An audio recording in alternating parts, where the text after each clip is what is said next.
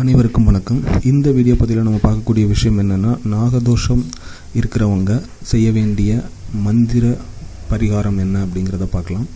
பொதுவாக நாகதோஷம் அப்படிங்கிறது பார்த்திங்கன்னா, ஜாதகத்தில் லக்னம் அப்படின்னு சொல்லக்கூடிய இடத்துல ராகு கேது இருந்தாலோ, இல்லை லக்னத்துக்கு அடுத்த கட்டத்தில் ராகு கேது இருந்தாலோ நாகதோஷம் இருக்குது அப்படிங்கிறத எடுத்துக்கலாம். இந்த படத்தில் பாருங்கள், இந்த இமேஜில்.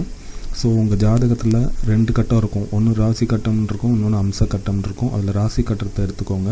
அதில் ஏதாவது ஒரு இடத்துல லே அப்படின்னு போட்டிருப்பாங்க. அந்த லேன் போட்டிருக்க இடத்துல ராகு அல்லது கேது எது இருந்தாலுமே நாகதோஷம்தான். அதுக்கு அடுத்த கட்டத்தில் ராகு அல்லது கேது எது இருந்தாலுமே நாகதோஷம்தான். அடுத்த கட்டம் எப்படி பார்க்கணுங்கிறது இந்த டைரக்ஷன் ஆரோவை பார்த்துக்கோங்க. சரி, இப்போ இந்த ராகு கேது இருந்தது, அதனால் நாகதோஷம் ஏற்பட்டிருக்கு. அதனால் என்னென்ன மாதிரியான பிரச்சனைகள் ஏற்படும் வாழ்க்கையில் அப்படின்னு பார்த்தீங்கன்னா, முதல் விஷயம் என்னென்னா, திருமண வாழ்க்கை ரொம்ப ஒரு கஷ்டமான வாழ்க்கையாக இருக்கும். கஷ்டமான வாழ்க்கை அப்படின்றது என்னென்னா, திருமணம் ஒரு திருப்தி இல்லாத ஒரு திருமணம், வேற்று மதத்தில் உள்ளவங்க சேர்ந்தவங்கள திருமணம் பண்ணிக்கிறது, ஒரு திருமணம் தள்ளிட்டே போகிறது, திருமணத்தில் தடை சந்திச்சிட்ருக்குது, இந்த மாதிரியான விஷயங்கள்லாம் இந்த நாகதோஷத்தினால இருக்கும். ஒன்று, அவங்களுக்கு ஏர்லியராக திருமணம் நடந்திருந்தது அப்படின்னா திருமண வாழ்க்கையில் திருப்தியாக இருக்க மாட்டாங்க.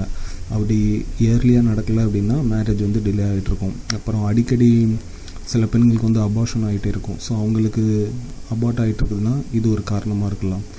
அது இல்லாமல் சிலருக்கு உடலில் உடல் உள்ளே ஏதாவது ஒரு மேஜர் கம்ப்ளைண்ட் இருக்கும், வெளியில் தெரியாது பார்க்குறதுக்கு. ஸோ அந்த மாதிரி பிரச்சனை இருக்கிறவங்களுக்கு இந்த சர்ப்பதோஷம் இருக்கிறதுக்கான வாய்ப்புகள் உண்டு. பொதுவாக நம்ம தமிழ்நாட்டை பொறுத்த வரைக்கும் இப்போ சர்ப்பதோஷம் இருக்குது அப்படின்னா, ஏதாவது ஒரு நாகம் வழிபடுற ஏதாவது கோயிலில் போய் ஏதாவது பரிகாரம் பண்ண சொல்லுவாங்க.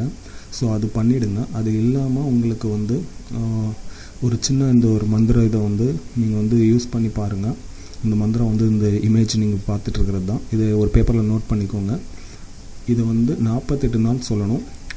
ஒரு நாளைக்கு 11 தடவை சொல்லணும். காலையில் டைமில் சொல்லி பாருங்கள். இது பண்ணுறது மூலமாக உங்களுக்கு அந்த நாகதோஷத்திலிருந்து அந்த கூடிய பாதிப்புகள் படிப்படியாக நிவர்த்தி ஆகிறதுக்கான வாய்ப்புகள் உண்டு. நன்றி.